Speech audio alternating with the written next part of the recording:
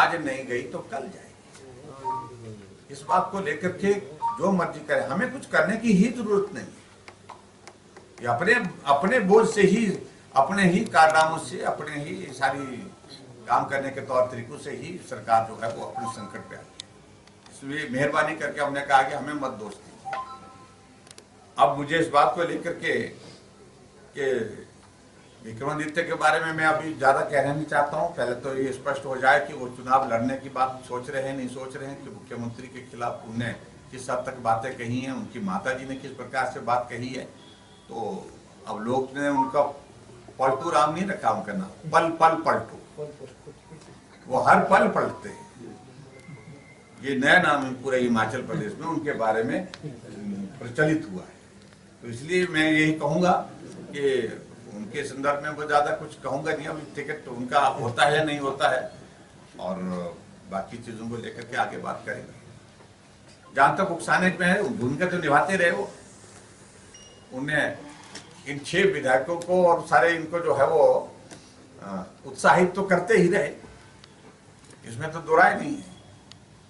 क्योंकि प्रतिभा सिंह सरकार के खिलाफ बोलती रही, विक्रमादित्य ने त्याग पत्र दे दिया, तो उत्साह तो देते रहे जो ऐसे विधायक जो कांग्रेस से नाराज थे।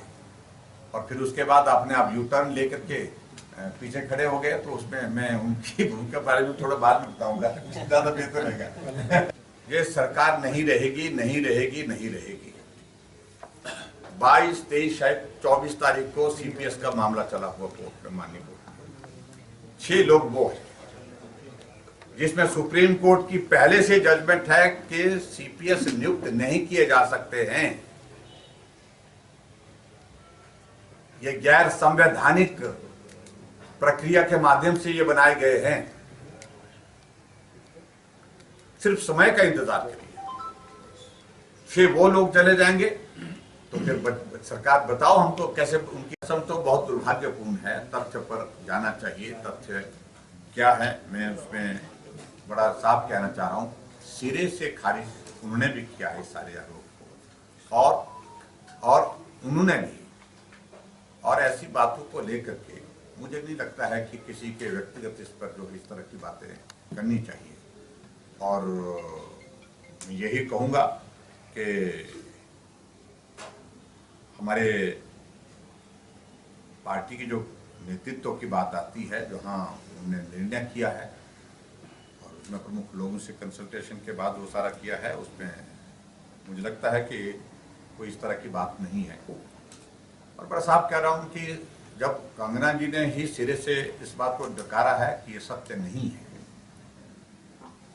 नहीं है तो नहीं है, इसको ज्यादा तूल देने की आवश्यकता है, इसको बहुत इस तरह से उठाने की आवश्यकता नहीं है। तो कुछ चीजों को लेकर के, और ये बहुत सेंसिटिव है, और ये अगर बहुत ज्यादा इस मसले को इस तरह से उठाने की कोशिश होगी तो स्वाभाविक रूप से इलेक्शन कमीशन में भी हम इसकी, जिस तरह से एक माहौल खड़ा करने की कोशिश कर रहे हैं मुख्यमंत्री जी और उनके मंत्री लोग, कि सरकार को गिराने की कोशिश हुई। मैं बड़ा साफ कहना चाहता हूं, ये सरकार है ही नहीं। आज की तारीख में सरकार गिर चुकी है, नजरों से भी और बहुमत से भी।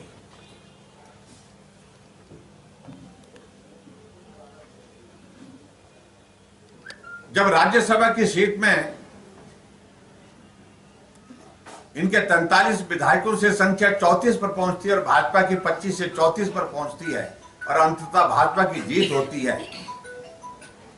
तो नैतिकता तो ये बनती थी कि मुख्यमंत्री को त्यागपत्र देना चाहिए था, क्योंकि उनके नेतृत्व में सरकार राज्यसभा में जीत दिलाने में वो असफल रहे। बहुमत होने के बावजूद भी वो हार गए। नैतिकता तो ये बनती थी त्यागपत्र देना चाहिए था। जिस दिन बजट पारित होना था, उनको लगा कि बहुमत नहीं है, हमारा बजट अगर पास नहीं हुआ तो सरकार यहीं गिर जाएगी। तो बजट पास करने से पहले भाजपा के 15 विधायकों को सस्पेंड करके 100 कमांडो से उठा करके सदन से बाहर फेंका गया, तब जाकर के बजट पारित हुआ है। कहां है सरकार? काहे की सरकार है? सरकार है ही नहीं। मैं कह रहा हूं, बड़ा साफ कह रहा हूं। ये टेक्निकल चीजों को टेक्निकल ग्राउंड पर सरकार है, अन्यथा हिमाचल प्रदेश में अगर लोकतांत्रिक व्यवस्था के अनुरूप हम अगर बात कहें, राज्यसभा में वो हारे। बजट पारित उस सूरत में किया गया जब भारतीय जनता पार्टी के 15 विधायकों को सस्पेंड करके 100 कमांडो से वहां से उठा करके बाहर फेंका, तब जाकर के बजट पारित हुआ है। कहां है सरकार?